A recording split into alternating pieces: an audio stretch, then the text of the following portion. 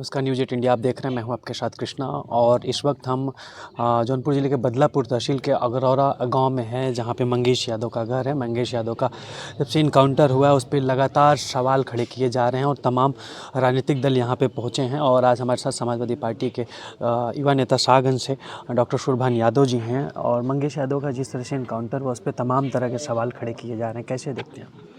वे सवाल खड़े किए जाएँ, पहली बात तो सवाल होना ही नहीं चाहिए। सरकारें जो होती हैं वो सबके लिए न्यायप्रिय होती हैं, लेकिन इस तरह से इस बार जो घटनाएँ हो रही हैं कि जाति देख के स्पेशल रूप से किया जा रहा है। भई ये मंगेश यादव लड़का पढ़ रहा था, चला गया गुजरात, अपने पिताजी के साथ ड्राइविंग कर रहा था। वहाँ अपना लाइसेंस रिन्यूअल के लिए आया, अचानक पुलिस आई। अगर कोई अपराधी है, क्यों नहीं किसी अपराधी को डायरेक्ट पकड़ लिए? सबकी छानबीन होती है और कोई अपराधी घर पे सोया मिलेगा।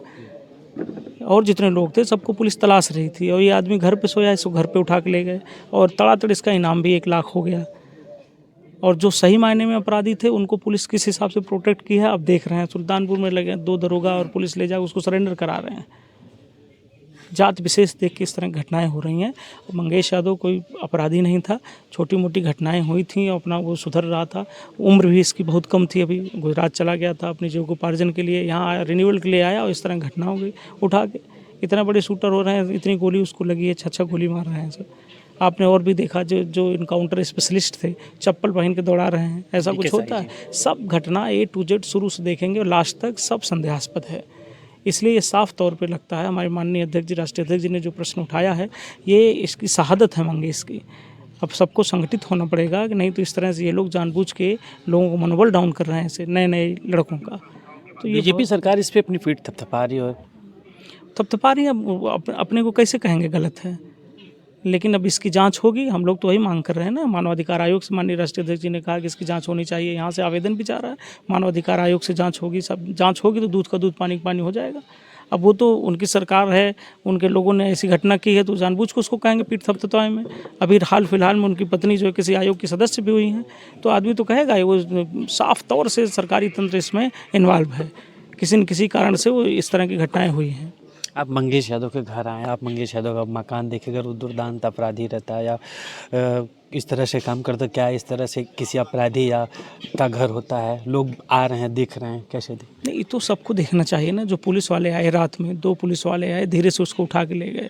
अगर इतना बड़ा अपराधी था वो, तो STF जैसे पीछे लगती है, थाना पुलिस आता है, कोई किसी को सूचना मिली, गांव के किसी व्यक्ति को पता नहीं था कि रात में मंगेश को उठा के ले जा रहे हैं। इनकी माता जी से बोला आप किसी को बताओगे तो इनकाउंटर कर देंगे। वो सब भी सोचे भाई ठीक है, बेटा जा रहा है, 10 बजे पूछताछ में चला आएगा। नहीं, अगर वो अपराधी होता तो 2 पुलिस वाले उसे पकड़ लेते। गाँव यहाँ है, घर पे टूटी फूटी झोपड़ी है, जीविकोपार्जन के लिए कैसे चल रहा, कहीं भी निकल लेता, कोई पकड़ पाता उसे। लेकिन जो जिसके मन में कोई अपराध बोध भी ना हो, तो घर पे सोया है, चला गया साथ में, और वो फिर इस तरह से 2 दिन बाद इसको ऐसे इस हालत में पेश कर रहे हैं। इन सबका न्याय होगा, कागज़ कभी नहीं मरता है, उसका हिसाब होगा। परिवार के लोग लगातार CBI की मांग के जांच की मांग कर रहे हैं और लगातार अभी तक क्या मुकदमा वगैरह FIR वगैरह दर्ज हो पाया कि? अब जैसे जानकारी मिल रही है, उस हमारे नेता प्रतिपक्ष भी आए थे, माननीय MLC जी, सारी जिला की टीम, सब लोग जाके FIR कराए हैं। ऑनलाइन प्रति हो गई है और वो भी हार्ड कॉपी में मिलेगी। तो उस पर CBI की जांच की जो मांग हो रही है, अगर इनको यही लगता है कि ये घटना में ये इन्वॉल्वमेंट है इनका या ये सही है, CBI जांच करा लें। अगर दोषी मिलता है तो बताया जाए, लेकिन उसके लिए नहीं तैयार होंगे। ये बस केवल इस गलत इनकाउंटर को सही करने में और भी झूठ पे झूठ लीपापोती करते जाएंगे कि ये इनकाउंटर सही साबित हो जाए। लेकिन भाई आपको खुद, आप लोग मीडिया से हैं, 20 जगह जाते हैं, देखते हैं, आपको घर परिवार देख के लग रहा है किस तरह के हैं लोग। अखिलेश जी ने जब सवाल खड़ा किया इस फेक इनकाउंटर पे, तो उन्हें उनके ऊपर जातिवाद का आरोप लगा, कैसे? लगेगा ही। देखिए, सबसे पहले मुखिया कौन है, आवाज़ उठाना उनका काम है, वो तो सबके लिए आवाज़ उठाते हैं। अब ये जाति समुदाय से हैं तो लोग यही कहेंगे उनकी जाति का है, तो जबकि सीधे मामले में अभी लखनऊ में घटना हुई थी, उसमें 24-25 लोग थे। उसमें माननीय मुख्यमंत्री योगी जी ने, जो कि उनके जिस संप्रदाय से उसमें लिखा हुआ है कि जात पात न देखे कोई, हर का वजह सो हर का होई, लेकिन उससे मतलब नहीं है। विधानसभा में उन्होंने केवल 2 समुदाय का नाम उठाया, यादव और मुसलमान।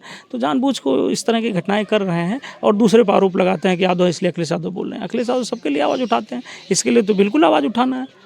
हम लोगों के क्षेत्र का लड़का है और सबको निर्देशित किया गया है कि आप लोग जाइए, लेकिन अब मंगेश को तो कोई वापस ला नहीं सकता। भविष्य में इस तरह की घटनाएं ना हो, इसलिए संगठित होना पड़ेगा सबको।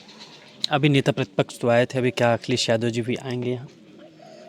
अब देखिए उनकी व्यस्तता का कार्यक्रम है, अभी माननीय राहुल गांधी जी ने भी इसको संज्ञान में लिया था, कल हम लोग पेपर में पढ़ रहे थे। अमेरिका में है फिर भी मंगेश का नाम वहाँ से भी यहाँ के लिए कह रहे हैं कि मानवाधिकार की जांच होनी चाहिए। राजनीतिक रूप से व्यस्तता है उनकी, जैसे भाई सबको यहाँ निर्देशित तो किए हैं, सबको भेज रहे हैं, उनको भी समय लगेगा तो आएंगे। बहुत बहुत धन्यवाद। हमारे साथ सपा नेता डॉक्टर सुरभान यादव जी थे और साथ और कहना जिस तरह से परिवार लगातार सीबीआई जांच की मांग कर रहा हो, तमाम सारे राजनीतिक दल मंगेश यादव के घर पहुंच रहे हैं।